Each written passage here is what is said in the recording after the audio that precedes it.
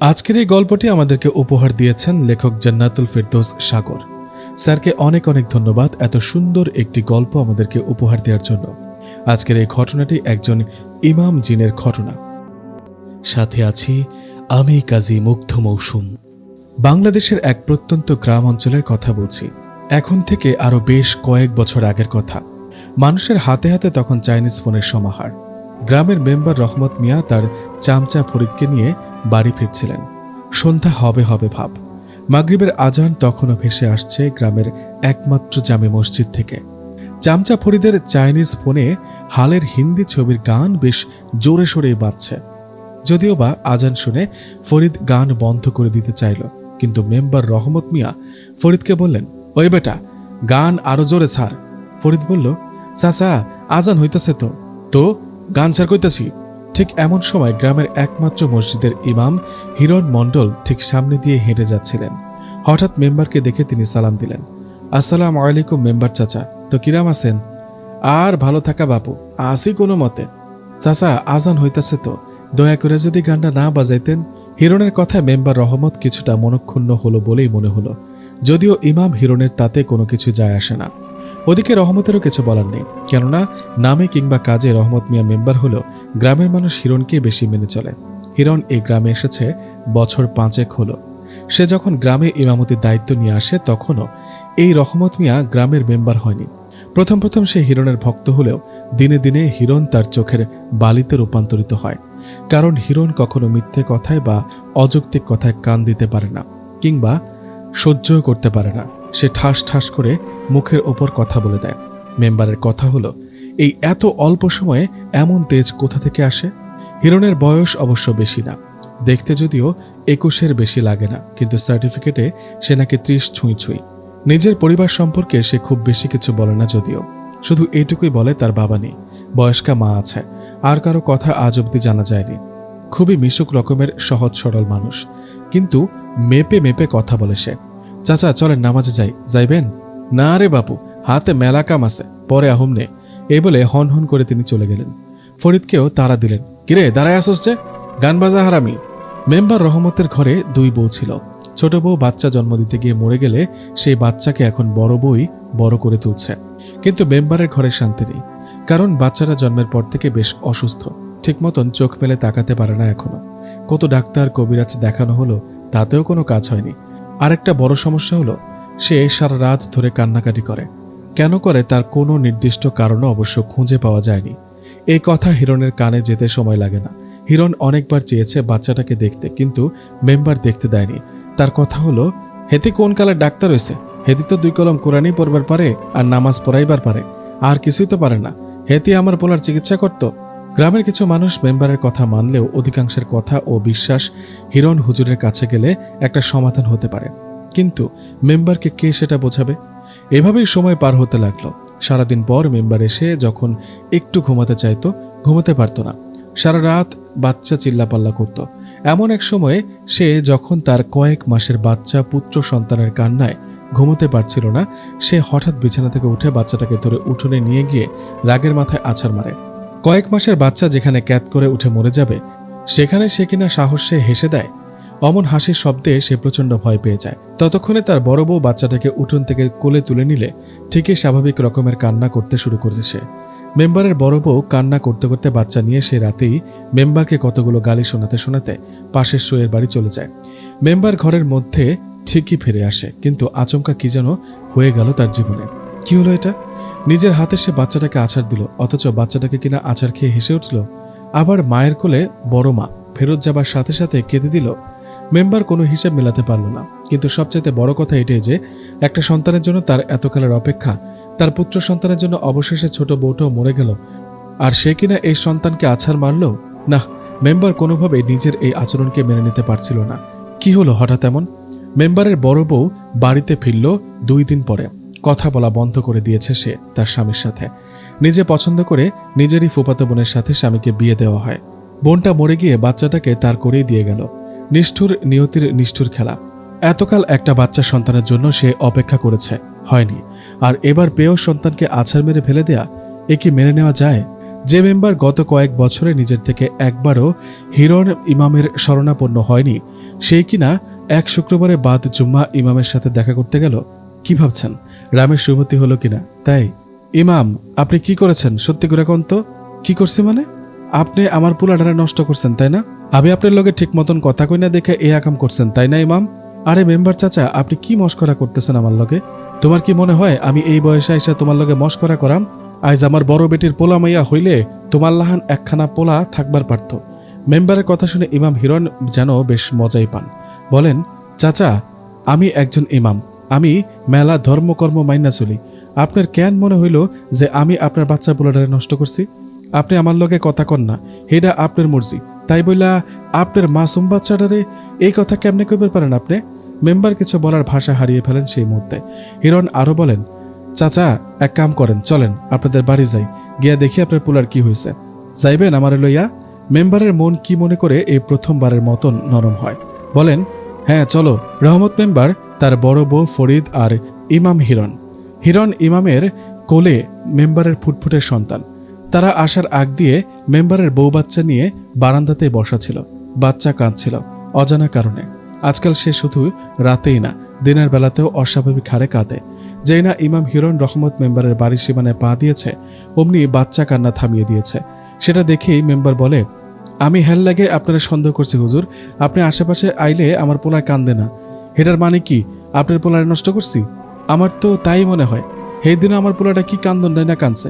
আমার বাড়ির সামনে দিয়ে আপনি তৈমুর্গ প্রতিবেশীর বাড়িতে যাইতেছিলেন, তখন আপনি বাড়ির সীমানা ছাইরা যান নাই। যতক্ষণ আপনি বাড়ির সীমানা ছাইরা যান নাই ততক্ষণ আমার পোলাটা কান্দে নাই। থাক, হইছে, বেহুদা মানুষের বেহুদা কথা।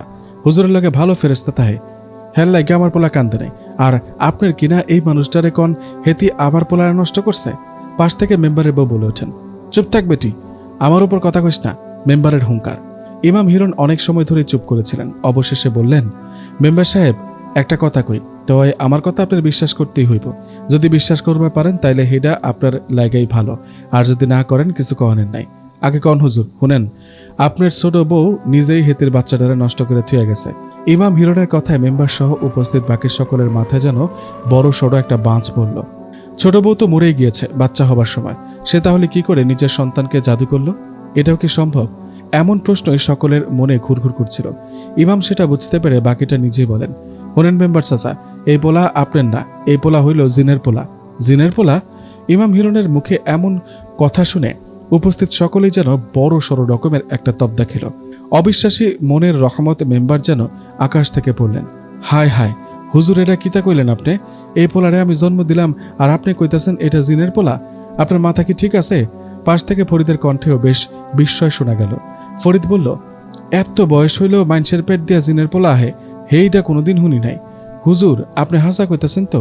কিন্তু আপনি তো মিছা কথা কওয়ানোর লোক না গো, আল্লাহ জানে। অবশেষে ইমাম হিরণ মুখ খুললেন, বললেন, আমি যা কইতাছি তার একরত্তিও মিছা না, এই পোলা জিনের পোলা। হুজুর, আপনি কেমনে জানলেন? পাশ থেকে রহমত মেম্বারের বউয়ের শান্তশিষ্ট প্রশ্ন। শুনেন মিয়ারা, আমি যে কইলাম হেতির ছোট বেটি বাচ্চাটারে নষ্ট করে গেছে, এর তো একটা মানে আছে নাকি? আমি কইতাছি না যে বাচ্চাটা জিনের ওরসজাত। এই বাচ্চাটারে মেম্বার সাহেবের ছোট বেটি শয়তানের কাছে সৈপা দিয়ে গেছে। হ্যাল লাগাই শয়তানের আয়সা ওরে নিয়ে যাইবার চায়, কিন্তু পারে না। ইমাম হিরণের এই কথা যেন রহমত মেম্বার মেনে নিতে পারলেন না পারলেন সহ্য করতে। তিনি একরকম হুঙ্কার ছেড়ে ইমাম হিরণকে বাড়ি থেকে বের হয়ে যেতে বললেন। হিরণ হুজুর বের হয়ে যাচ্ছিলেন, মেম্বার তখনও চিল্লিয়ে বলছিলেন, আমার মরা বইয়ের নামে মিছা কথা, আইসে হুজুরগিরি ফুটাইতে, হেতিরে আমি গ্রাম সারা করাম।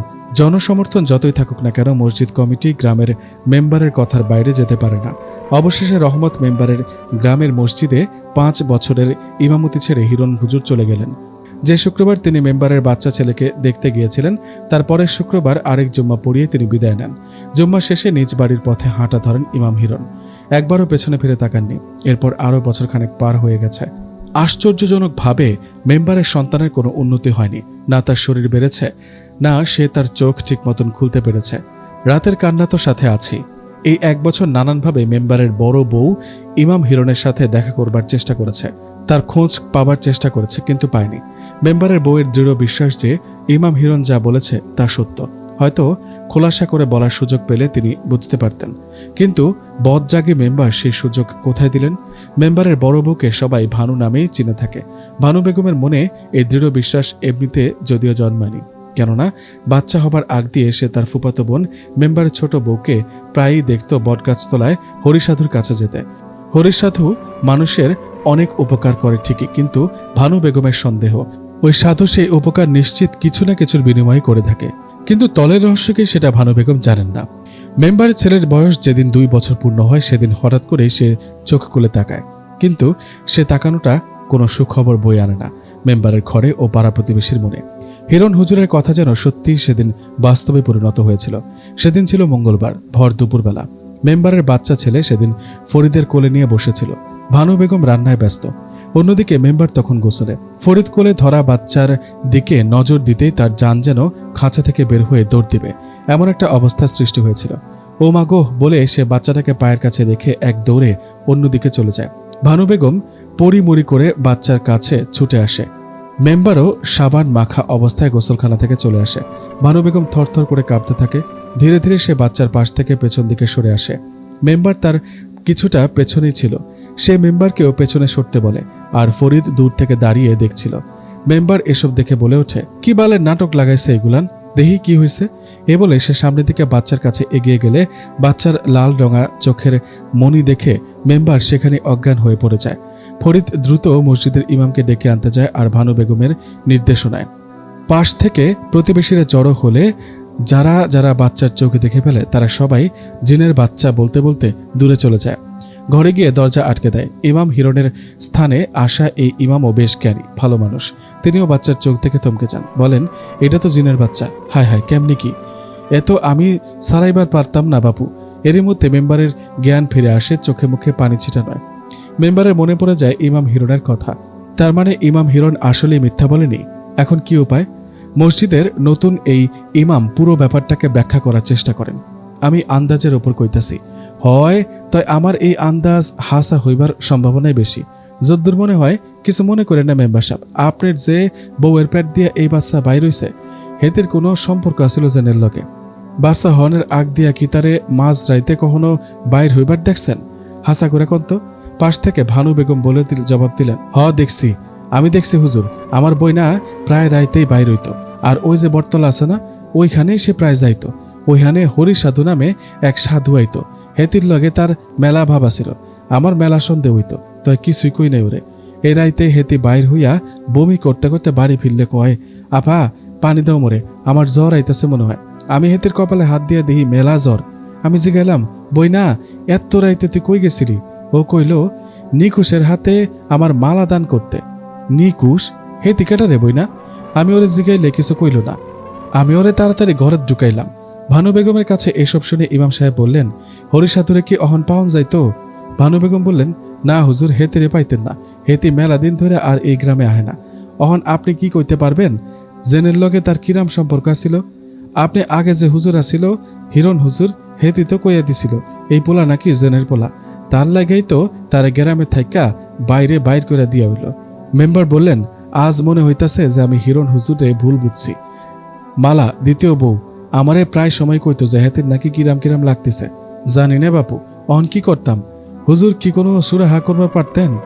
না মেম্বার সাহেব, আমি বুঝবার পারছি কি হইতাছে, কিন্তু কিছুই করবার পারি না। এই ঘটনার পরে মেম্বার যেখানে যতদূর সম্ভব পারেন ততদূর খবর পৌঁছান, খোঁজ লাগান কিভাবে হিরণ হুজুরকে খুঁজে পাওয়া যায়। কিন্তু কয়েক মাস পার হয়ে গেলেও তার কোনো খবর পাওয়া যায় না। এদিকে বাচ্চার চোখ প্রায় রাতেই অস্বাভাবিক রকমের লাল হয়ে যায়। সে রাতে ভয়ে কেউ বাচ্চার আশেপাশে না থাকলেও বড় মা ভানু বেগম শত সাহস নিয়েও বাচ্চাকে কোলে আগলে রাখে। তা দেখে প্রতিবেশীরাও আজকাল ভানু বেগম থেকে দূরে দূরেই থাকেন, কেননা তাদের বিশ্বাস ভানু বেগমের সাথে হয়তো বাচ্চার মধ্যে থাকা জিনের কোনো সম্পর্ক রয়েছে। যদিও কোনটা সত্য আর কোনটা মিথ্যে সেটা এখনো আমরা জানি না। মাসের কিছু নির্দিষ্ট সময়ে বাচ্চার চোখের মণি লাল বর্ণ ধারণ করত। এমনই এক রাতে ভানু বেগমের মনে হলো তার পা ধরে কেউ টানছে।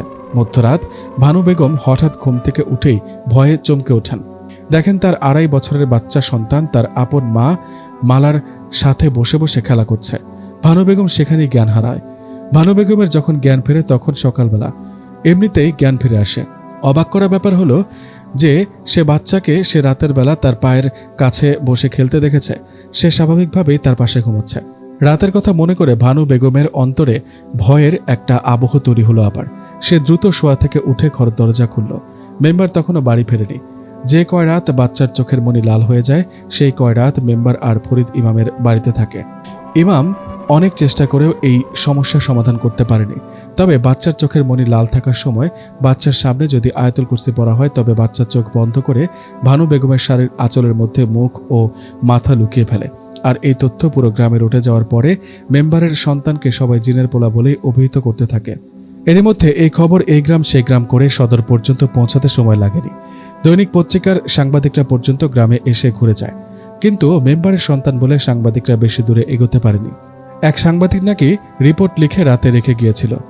মেইলটা আর পাঠানো হয়নি সে রাতে। প্রচণ্ড ঘুম আশায় ঘুমিয়ে পড়েছিল। সকালে উঠে দেখে তার সাথে ল্যাপটপটাই নষ্ট হয়ে পড়ে আছে। ওই অঞ্চলে ব্যাপারটা একটু হলেও সাড়া ফেলেছিল সেই সময়।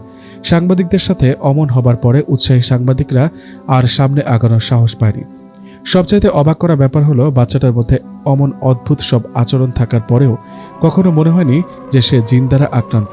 কিন্তু আয়াতুল কুরসি পড়ার ফলে সে নিজেকে লুকিয়ে নেয়, চোখ বুজে থাকে। এই ব্যাপারটাই মূলত খুব চিন্তার বিষয়। মেম্বারের বড় বোনের মেয়ে ঢাকার একটা বেসরকারি মেডিকেল কলেজ থেকে সেবার মাত্র বেরিয়েছিল। সে তার মামার ছেলেকে দেখতে এসেছিল। ব্যাপারটার সাথে কোনো প্রকারের জিনের সম্পর্ক আছে বলে সে মনে করে না। তার মতে এটা কোনো শারীরিক সমস্যার অন্তর্ভুক্ত। সে তার মামাকে অনুরোধ করেছিল, মামা আপনি বাবুকে নিয়ে আমাদের সাথে শহরে চলেন, ওকে বড় বড় ডাক্তার দেখাবো।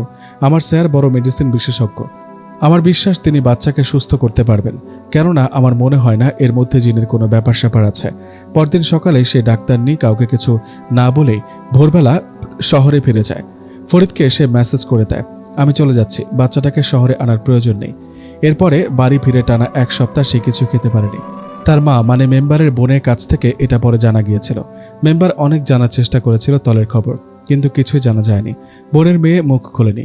বোনের মেয়ের কথায় প্রথমে যাও একটু মনে বিশ্বাস এসেছিল যে হয়তো বিশ্বাস করালে ঠিক হবে। তার হঠাৎ ফিরে যাওয়া ও অমন আচরণে মেম্বার আরও নিশ্চিত হয় যে এটা কোনো স্বাভাবিক ব্যাপার না। এভাবেই আরও সময় পার হয়। মেম্বারের ছেলে বড় হতে থাকে। হাঁটা শেখার পরে সে প্রায়ই বটগাছ তলার পথে যেতে চাইত। তাকে আটকে রাখা তখন বেশ কষ্টকর হয়ে যেত। রেন্টুকে, বাচ্চার নাম ছিল রেন্টু, যখন জিজ্ঞেস করা হয় তোমার চোখ লাল হয়ে যায়, তখন সেটা তুমি কি টের পাও? জবাবে সে বলে সে নাকি কিছু টের পায় না, তবে তার নাকি খুব চোখ চলে। ইমাম সাহেব জিজ্ঞেস করেছিলেন, আচ্ছা তোমার মধ্যে কি কেউ আসন যাওন করে বাপ? না, তাই আমার বট গাছ মেলা ভালো লাগে, মা যাইবার না দিলে কষ্ট লাগে। এখানে বুক নির্দেশ করে চাইপা ধরে। তুমি বট গাছে গেলে তোমার লগে কেউ দেখা করবার আহে? না। প্রথমে না বলেও পরে সে হ্যাঁ বলে। তার অল্প অল্প কথায় খুব ভয়ঙ্কর কিছুর আভাস পাওয়া যায়। রেন্টু যখন বলে যে সে বটগাছে গেলে তার সাথে কেউ দেখা করতে আসে, তখন সবাই একটু নড়াচড়া করে ওঠে। বাপ তোর লগে কেডাই দেখা করবার আহে? ভানু বেগমের প্রশ্ন। কেউ একজন আহে, আয়সা আমার মাথায় হাত রেখা কি সব কথা কয়, হেতের হাতে মেলা চুল, আমার ভালা লাগে। রেন্টু এর চাইতে বেশি কিছু বলতে পারে না, কিংবা বলতে চায় না। এর মধ্যে হঠাৎ একদিন গ্রামে সাড়া পড়ে যায় মানুষের মধ্যে, গ্রামে নাকি হিরণ হুজুর এসেছে। মসজিদে এসে নামাজে পড়েছেন। এমনই এক জুম্মার পরে তিনি চলে গিয়েছিলেন, পিছু ফিরে তাকাননি। হঠাৎ তার আগমনে গ্রামে যেন ঈদ উৎসব শুরু হয়ে যায়। হিরণ হুজুর এসেছে শুনে মেম্বার রহমত যেন তড়িঘড়ি করে মসজিদে ছুটে গেলেন, সাথে ফরিদ, ভানু বেগম আর রেন্টু। অবাক করা ব্যাপার হলো, রেন্টু শুরুতে একদমই যেতে চাচ্ছিল না, কিন্তু যখনই আয়াতুল কুরসি পড়ে ওকে ফুঁ দেয়া হয়, রেন্টু আর একটা কথা বলেনি। মসজিদের মুয়াজ্জিন শরীফের বাড়িতে উঠেছেন ইমাম হিরণ। এতকাল পরে তিনি আসায় মুয়াজ্জিনের বাড়িতে বিকেল নাগাদ হাজারো মানুষের ঢল নেমেছে। শুধু এক পলক কেউ দেখতে এসেছেন, দূর থেকেই দেখে মনে প্রশান্তি নিয়ে চলে যাচ্ছেন কেউ কেউ।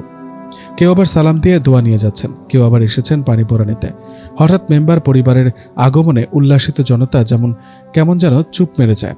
এত ঘটনার পরেও হাজারো মানুষের সামনে হিরণ হুজুর মেম্বারকে দেখতে পেয়ে যখন নিজের বুকে জড়িয়ে ধরে ও সবাইকে বলে, মেম্বার সাহেব আমার এই গ্যারাম দিয়া বাইর করে দিছিল, কাজটা উনি ভালো করেন নাই, সেটা আপনারা জানেন, আমিও জানি, কিন্তু আল্লাহ বলছেন মাফ করবার দিতে। উনি মুরব্বী মানুষ, আমি মাফ করে দিলাম। কথা শেষ হওয়া মাত্র গ্রামের মানুষ হাততালি দিয়ে ওঠে। মেম্বার তখন বলে উঠলেন, হ মিয়ারা, আমি ভুল করছি, এইটা আমি স্বীকার করি। আইজ আমি আইসি হেতির কাছে মাপ চাওয়ানের লাইকা, আর আপনাকেও বিশ্বাস যে হেতি আমার পোলারে ঠিক করবার পারবো, এইটা অহন আমারও বিশ্বাস। হিরণ হুজুর তখন বললেন, আমি এই গ্রামে আইসি দুইটা কারণে, এক আপনাকে লগে দেখা সাক্ষাৎ করবার লেগা, আর দুই মেম্বারের পোলারে এক পলক দেখার লেগা। আমি কয়দিন আগে খবর পাইছিলাম যে হেতির পোলারে নাকি জেনের আসর করছে। আমি তো জানি হেতির পোলার কি সমস্যা। আল্লাহ ভরসা, কাল থেকে এই পোলারে আপনারা আর ডরাইবেন না। আমি কাল চলে যাবো, তো এই পোলারে সুস্থ করে যামুকা। উল্লাসিত হয়ে মেম্বার বললেন, মিয়ারা আমি কথা দিতেছি, হেতে যদি আমার পোলারে হাসাই সুস্থ করবার পারে তয় আমি গ্রামের মেম্বারের চেয়ার দিয়া সরে যাবো, হেতিরে আমি মেম্বার বানাবো। জনগণ এটা শুনে অনেক বেশি খুশি হলেও হিরণ হুজুর বলেন তিনি এই গ্রামে আর থাকতে পারবেন না। তিনি নাকি কোথায় খুব গুরুত্বপূর্ণ কাজে নিয়োজিত আছেন, সেখান থেকে আসাটা তার পক্ষে সম্ভব না। সেই শুক্রবার রাতের ঘটনা। বহুকাল পরে হিরণ হুজুর এসেছেন মেম্বারদের বাড়িতে। উপস্থিত আছে মেম্বারের বউ ফরিদ, মসজিদের ইমাম আর রেন্টু। রেন্টুকে দেখে হিরণ হুজুর বললেন, রেন্টু তোমারে আমি ছোটকালে দেখে গেছিলাম, অহন মেলা বড় হইয়া গেছ। হন কয়টা হাসা কথা কইব আমারে, আমি তাইলে তোমারে মেলা মজার মিষ্টি খাইবার দিব। মিষ্টির কথা শুনে রেন্টুর চোখে মুখে আনন্দ ছড়িয়ে পড়ে, কিন্তু এরপরেই ধীরে ধীরে ওর চোখের মনির রং পাল্টে লাল বর্ণ ধারণ করতে থাকে। সকলেই ভয় পেলেও হিরণ হুজুর ভয় পায় না। সে বলে, কিরে আইসস তাইলে? রেন্টু শুধু মাথা নেড়ে হ্যাঁ বলে। কেন পোলাডার লগে এমনে লেগে আসছস কেন? রেন্টুর মা আমারে এই পোলাডারে দিয়া গেছে, তার লাগা আমি ওর সাথে সাথে থাকি। আমি তো ওর ক্ষতি করি নাই, পোলাডারে নিজের পোলা মনে করে ভালোবাসি। রেন্টুর মুখ থেকে হঠাৎ পূর্ণবয়স্ক কারো কথা শুনে সকলেই বেশ ভয় পেয়ে যায়। তখন হিরণ হুজুর বলেন, আপনারা কেউ ডরায়েন না, হেতে কারো কোনো ক্ষতি করতো না। তারপর হিরণ হুজুর আবার বলা শুরু করে, বুঝলাম তুই মাইনসের পোলারে নিজের পোলা মনে করে পাল্টাছস, কিন্তু তুই কি জানোস না যে তুই এর মধ্যে ঢুকা থাকলে ওর শরীরের শক্তি তোর শরীর শুষা নেয়। পোলাডারে তো তুই 20টা বছরও বাঁচতে দিতি না। অহন ক তোর নাম কি আর কই থেকে আইসস, কেমনে কি ক দেখি। হুজুর তোমারে আমি খুব ভালা করেছিনি, তুমি বেশি ফাল পাইরো না, তোমার আসল রূপ কিন্তু বাইর করে দিব। রেন্টুর মধ্যে থাকা ওই সত্তার কাছ থেকে এমন কথা শুনে ইমাম হিরণ কিছুটা ভেবাচাকা খেয়ে যান। অন্যদিকে তার অপ্রস্তুত হয়ে যাওয়াটা সবারই দৃষ্টিগোচর হয়। হিরণ হুজুর নিজেকে সামলে বলেন, আমার আসল রূপ বাইর করে দিয়া তোর কি লাভ ক? আমি যদি অহন তোর গলাটা চাপ্পা ধরি? না হিরণ, তুই এটা করিস না। আচ্ছা অহন ক কেমনে কি? পাশ থেকে ভয়ার্ত চোখে ভানু বেগম হিরণ হুজুরকে জিজ্ঞেস করে, আচ্ছা হুজুর, জিনে কথা না শুনে আপনি কি আমার পোলাডার গলাডারে চাপ্পা ধরবেন? হিরণ ভানু বেগমের মনের ভয় বুঝতে পেরে তাকে নির্ভয় দিয়ে বলেন, না চাচি হেডা না, আমি আপনার পোলার গলা চিপ্পা ধরুম কেন? দেখলেন না ভয়ে শয়তানটা কেমনে আমার কথা মাইনা লইছে, গলা ধরন লাগতো না। তয় যদি বেশি ক্যারাবেরা করে আপনার পোলার গলায় হাত দিলেই হইব। আমার হাতে জাদু আছে গো চাচি, বলেই হিরণ হুজুর মুচকি হাসলেন। কিরে কই তার নাম কি? নিকুশ। নামটা শুনে ভানু বেগম বেশ অবাকি হলো, কারণ এই নাম সে তার বোনের কাছ থেকে একবার শুনেছিল। কিয়ের লাইগা তোর এই পোলাডারের দরকার আসছিল? এইখানে হরিশ সাধুর লগে আমার ভাব আসিল। আমার পোলাডা মরে যাওয়ার পরে আমার কেন জানি মনে হইতে থাকে একখান মাইনসের পোলারে পারলে কেমন হইতো। বিনিময়ে হেতির মারে আমি উপহার দিতাম। তো মেম্বারের ছোট বউ হরিশ সাধুর কাছে মানত করবার লাগে গেলে হরিশ সাধু এই কথা তারে কইলে হেতি রাজি হইয়া যায়। কি দিবার চাইছিলি যে হেতি তার পোলাডারে তোর নামে সইপা দিল? হেতি চাইছিল আমি যেন হেতির বউ মানে ভানু বেগমরে শেষ করে দিই। মেম্বার যে বড় বউরে মনে মনে বেশি ভালোবাসে এইটা হেতি বুঝবার পাইরা হরিশ সাধুর কাছে গেছিল বান মারার লাইকা। পরে বান মারার বিনিময়েই আমি হেতির পোলাডারে নিজের করে চাইছিলাম, কিন্তু ভানু বেগমের লাইকা ভালা সংবাদ হইল ছোট বউডা মইরা যাইয়া হেতি বাইসা গেছে। আমি আর ভানু বেগমরে জাদু করি নাই। ভানু বেগম হাউমাউ করে কান্না শুরু করে দেন সেখানে। হিরণ হুজুর নিজেও যেন বেশ টাসকি খেয়ে যান। অহন ক তুই এই পোলাডারে সাইডা দিবি কিনা? না দিমু না, ওরে আমি নিজের পোলার মতন করে ভালোবাসি। কিন্তু এমনি চলবার থাকলে তো পোলাডা মানুষের মধ্যে ভালো কইরা চলবার ফিরবার পারবো না। আর তুই যদি পোলাডার ভালোই চাইবি তাহলে হেতের মধ্যে ঢুকছস কেন? জেনে মানুষের মধ্যে ঢুকলে কি হয় তুই জানোস না? হ জানি, তয় কোনো তয় নাই, তবে আমি এখনই বাইর করাম। এই বলে হিরণ হুজুর ছোট্ট রেন্টুর প্যান্টটা খুলে ওর কোমরে একটা চাপ দিয়ে প্রস্রাবের স্থানের সামনে একটা বোতল ধরে রেন্টুর বোতলের মধ্যেই প্রস্রাব করে দেয়। রেন্টুর কোমরে চাপ দিলে রেন্টু বোতলের মধ্যেই প্রস্রাব করে দেয়। সাথে সাথে হিরণ হুজুর বোতলের মুখ আটকে সবাইকে বলেন, আপনাকে পোলা অহন থেকে একেবারে সুস্থ, আর কোনোদিন রেন্টুরে কেউ জ্বালাইতে আইতো না। হেতির আর কিছুই হইতো না। আমি চলে যেতেছি। মেম্বার কিছু বলতে যাবেন, কিন্তু হিরণ হুজুর তড়িঘড়ি করে চলে গেলেন। কি মনে হয় ফরিদও যেন তার পিছু নিল, কিন্তু বাকি সবাই রেন্টুতে মনোযোগী হওয়ায় সে দৃশ্য আর কারো নজরে এলো না। পরদিন সকালে পুরো গ্রাম জুড়ে খবর উঠে যায় বটগাছের নিচে হরিশ সাধুর মৃতদেহ পড়ে আছে। গ্রামের সবাই ধারণা করে যে এটা কোনো জিনের কাজ, হরিকে মেরে সেখানে রেখে গিয়েছে। আমি ফরিদ ভাইকে জিজ্ঞেস করলাম, ফরিদ ভাই সবই তো বুঝলাম, কিন্তু ফরিদ ভাই আমাকে থামিয়ে দিয়ে বললেন, আমি হিরণ হুজুরের পিছে পিছে যাই, মেলা দূর যাই। হঠাৎ করে হিরণ হুজুর পিছে চাইলে আমার বুকের মধ্যে সেত করে ওঠে। হিরণ হুজুর হাসা দেয়, আমারে কয়, কি গো ফরিদ মিয়া, আমার পিছে পিছে যে? আমি কই, না হুজুর, এম নেই, জানি না কি এর লাইগা আমি আপনার পিছে পিছে চলে আইছি। আচ্ছা আপনি থাকেন তাইলে আমি যাইকা। তারপর কি হলো ফরিদ ভাই? হের পর যা ওইলো, হেইডার কোনো ব্যাখ্যা আমার দ্বারা নাই ভাই। আমি হিরণ হুজুরে চোখের সামনে পাখি হইয়া উইরা যাইবার দেখলাম।